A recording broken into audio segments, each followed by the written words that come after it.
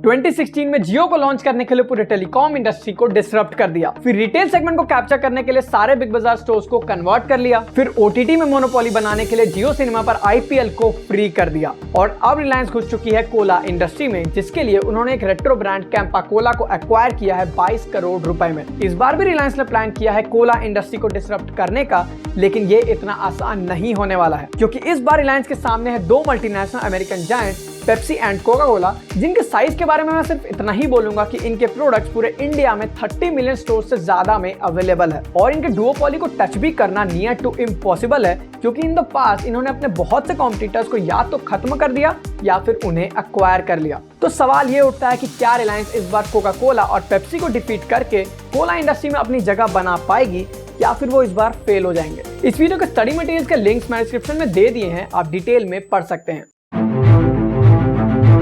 सबसे पहला क्वेश्चन जो हमारे माइंड में आता है वो ये है कि रिलायंस ने आखिर कैंपा कोला को एक्वायर क्यों किया?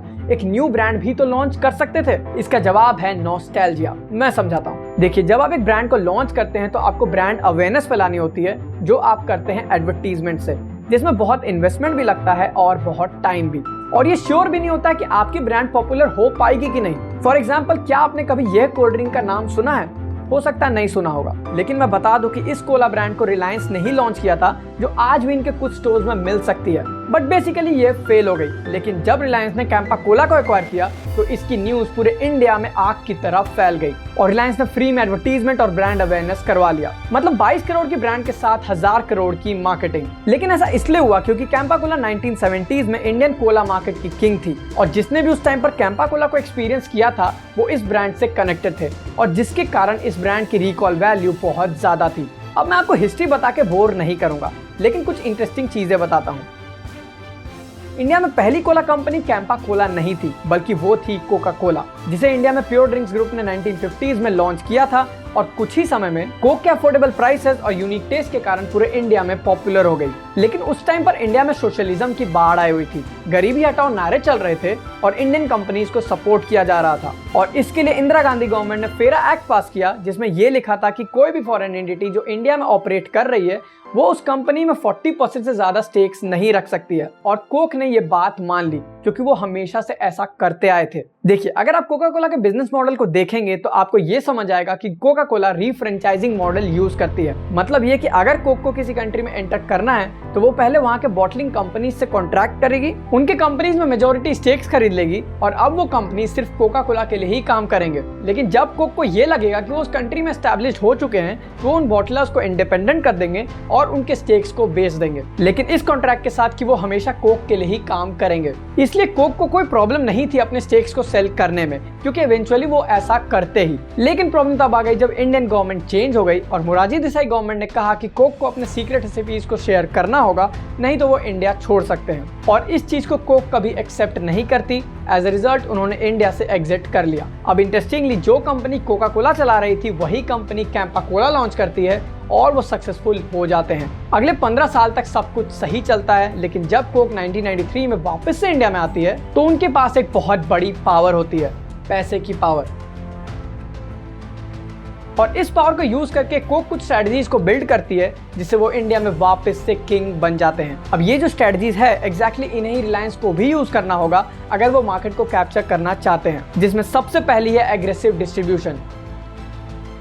देखिए, रिटेल सेक्टर में जितना आपकी क्वालिटी मैटर करती है, जितना आपकी प्राइस मैटर करती है, उससे कहीं ज्यादा आपकी विजिबिलिटी मैटर करती है। मतलब ये कि चाहे आपके प्रोडक्ट में कितना भी दम हो, चाहे आपकी प्राइस कितनी भी कम हो, अगर आपकी प्रोडक्ट हर शॉप के फ्रंट में नहीं दिख रही है तो आपकी सेल्स नहीं बढ़ेगी। और ऐसा इसलिए क्योंकि लोग इन प्रोडक्ट्स को सिर्फ इसलिए यूज नहीं करते हैं क्योंकि उनको वो पसंद है, बल्कि इसलिए भी कंज्यूम करते हैं क्योंकि उनको उनकी जरूरत है। फॉर एग्जाम्पल, आप पूरे दिन धूप में काम करके आए हैं और शॉपकीपर से कहते हैं एक कैंपा कोला देना, उसके पास कैंपा कोला है ही नहीं, तो वो आपको कोई और ब्रांड पकड़ाता है। अब क्या इस सिनेरियो में आप कैंपा कोला किसी और शॉप पर ढूंढने के लिए निकलेंगे? एक्चुअली नहीं, आप उस ब्रांड को ही कंज्यूम कर लेंगे। इसका मतलब यह है कि इस इंडस्ट्री में विजिबिलिटी ज्यादा मैटर करती है, जिसके लिए चाहिए आपको एक्सटेंसिव डिस्ट्रीब्यूशन नेटवर्क, जिसे कोक ने बिल्ड किया अपने पैसे के पावर से। इंडिया में री-एंटर करने के साथ ही उन्होंने 14 बॉटलर कंपनीज के साथ एग्रीमेंट किया, जिन्होंने 55 से ज्यादा बॉटलिंग प्लांट्स लगाए और इंडिया के हर एक कोने तक कोका कोला पहुंच गया। इसमें होता ऐसा है कि मान लीजिए कोका कोला ने गुजरात रीजन के लिए एबीसी बॉटलर्स को कॉन्ट्रैक्ट दिया और इस बॉटलिंग कंपनी के पास गुजरात में 4 बॉटलिंग प्लांट्स है गुजरात के अलग अलग डिस्ट्रिक्ट्स में, जैसे सूरत, जामनगर, वडोदरा एंड गांधीनगर। अब एबीसी बॉटलर्स अपने चारों बॉटलिंग प्लांट्स को अलग अलग रीजन असाइन कर देगी डिस्ट्रीब्यूशन के लिए। अब ये बॉटलिंग प्लांट उस रीजन में अलग अलग डिस्ट्रीब्यूटर्स अपॉइंट करेगी रिटेलर्स तक माल पहुंचाने के लिए। अब होगा ये कि एबीसी बॉटलर्स कोका कोला को 1 मिलियन बॉटल्स के कॉन्सेंट्रेट्स के लिए ऑर्डर देगी, कोक वो कॉन्सेंट्रेट्स भेजेगी और एबीसी बॉटलर्स अपने चारों प्लांट्स में कॉन्सेंट्रेट्स को डिस्ट्रीब्यूट कर देगी। अब सूरत की फैक्ट्री बॉटल्स मैन्युफैक्चर करेगी और अपने डिस्ट्रीब्यूटर्स को भेज देगी। अब वो डिस्ट्रीब्यूटर्स गांव-गांव तक शॉप्स में कोका कोला को पहुंचा देंगे। इस तरह की डिस्ट्रीब्यूशन नेटवर्क सिर्फ कोक के पास नहीं है, पेप्सी के पास भी है और बहुत से मल्टीनेशनल कंपनीज के पास भी है। तो क्या कोई और कंपनी कोका कोला को डिफीट नहीं कर सकती है? नहीं, क्योंकि कोक ने एक और स्ट्रेटजी को यूज किया जिसमें हैवी इन्वेस्टमेंट की जरूरत है, जो है ओन योर फ्रिज कॉन्सेप्ट। दरअसल कोक ने देखा कि बहुत से रिटेलर्स के पास या तो फ्रिज ही नहीं है या फिर जिनके पास है वो कोक को उतनी ज्यादा सेल्फ स्पेस नहीं देते हैं। इसके सॉल्यूशन के लिए कोक ने हर रिटेलर को एक छोटी सी टोकन अमाउंट के लिए फ्रिज देना स्टार्ट कर दिया, लेकिन एक कंडीशन के साथ। कंडीशन ये थी कि उस फ्रिज में वो उनके कॉम्पिटिटर्स के प्रोडक्ट्स को नहीं रखेंगे। अब रिटेलर्स फ्रिज के लालच में कोक से फ्रिज ले रहे थे और दूसरे कंपनीज की सेल्फ स्पेस कम होते जा रही थी और आज के दिन मिलियंस ऑफ इंडियन शॉप्स में कोक के फ्रिज लगे हुए हैं, जिसके कारण वो कोक के प्रोडक्ट्स को रखने से डिनाई नहीं कर सकते हैं। अब इस स्ट्रेटजी को कॉपी करना पेप्सी के लिए तो इजी था, लेकिन कैंपा के लिए नहीं, क्योंकि इधर हैवी इन्वेस्टमेंट की जरूरत थी, जिसके कारण कैंपा विजिबिलिटी लूज करती गई। अब मान लीजिए रिलायंस भी स्ट्रेटजी को कॉपी करती है और वो फ्री में ही कूलर्स को डिस्ट्रीब्यूट करते हैं, तो उन्हें कितने इन्वेस्टमेंट की जरूरत होगी? एक कूलर की एवरेज कॉस्टिंग पड़ेगी उन्हें 25,000 और अगर वो सिर्फ 1 मिलियन शॉप्स को ही टारगेट करते हैं तो उन्हें मिनिमम 25 करोड़ की इन्वेस्टमेंट चाहिए होगी। हालांकि ये नंबर रिलायंस के लिए कोई बड़ी बात नहीं है, इसलिए वो दोनों स्ट्रेटजीज को आसानी से इंप्लीमेंट कर सकती है, क्योंकि रिलायंस के पास ऑलरेडी 15 लाख शॉप्स का एक्सेस है। लेकिन in case Reliance distribution network भी बिल्ड कर लेती है और सेल्फ स्पेस भी कैप्चर कर लेती है, तो क्या वो सक्सेसफुल हो जाएंगे? अनफॉर्चुनेटली अभी भी नहीं, क्योंकि इसके बाद उन्हें एग्रेसिव मार्केटिंग की जरूरत होगी। लेकिन क्यों?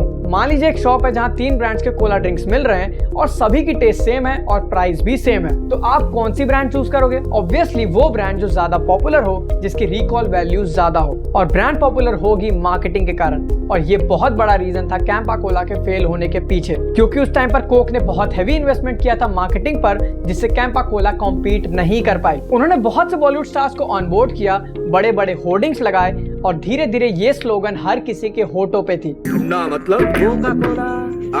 अब देखा जाए तो मार्केटिंग को थोड़ा आसान करने के लिए ही रिलायंस ने कैंपा कोला को एक्वायर किया है, क्योंकि ये ब्रांड ऑलरेडी जनरेशन एक्स और मिलेनियल्स को हिट करती है। लेकिन प्रॉब्लम ये है कि कैंपा कोला जेन जी को हिट नहीं करती और कोला इंडस्ट्री की मेन टारगेट सेगमेंट ही जेन जी है। ये एक तरह का मिसमैच है जो रिलायंस को ठीक करना होगा प्रेजेंट डे एग्रेसिव मार्केटिंग से, जिसके लिए भी रिलायंस के पास पैसों की कमी नहीं है, but it all depends on execution. इधर रिलायंस ने अपने पसंदीदा स्ट्रेटजी को यूज करते हुए प्राइस वॉर भी स्टार्ट कर दिया है। जो 200 ml की बॉटल कोका कोला 15 रुपए में बेचती है, वो कैंपा कोला 10 रुपए में ही बेच रही है। और इंटरेस्टिंगली पेप्सी और कोका कोला भी इस बार लिटरली डर चुके हैं और उन्होंने अपने प्रोडक्ट्स के प्राइसेस भी कम करना स्टार्ट कर दिए हैं। लेकिन जैसा कि एक्सपर्ट्स कहते हैं कि रिलायंस अगर सेल्फ स्पेस, मार्केटिंग और डिस्ट्रीब्यूशन को क्रैक कर ले तो उन्हें प्राइस वॉर करने की भी जरूरत नहीं है। अब ये तो टाइम ही बताएगा कि रिलायंस इस बार जीत पाती है कि नहीं, लेकिन एक्चुअली इनका जीतना बहुत जरूरी है, क्योंकि इससे इंडिया में फॉरेन कंपनीज की मोनोपोली खत्म होगी। अब मैं ये नहीं कह रहा कि फॉरेन कंपनीज इंडिया में काम ही नहीं करे, लेकिन उनके सामने एक इंडियन कंपटीशन होनी चाहिए कि वो कभी गलत काम ना करे। अब आप हमें कमेंट्स में बताइए, क्या रिलायंस इस बार कोला वॉर को जीत पाएगी? और वीडियो कैसी लगी ये भी बताइएगा। अगर वीडियो पसंद आई हो तो चैनल को सब्सक्राइब जरूर कर दीजिएगा, वीडियो को लाइक भी कर दीजिएगा। मिलते हैं अगले वीडियो में। जय हिंद, जय भारत।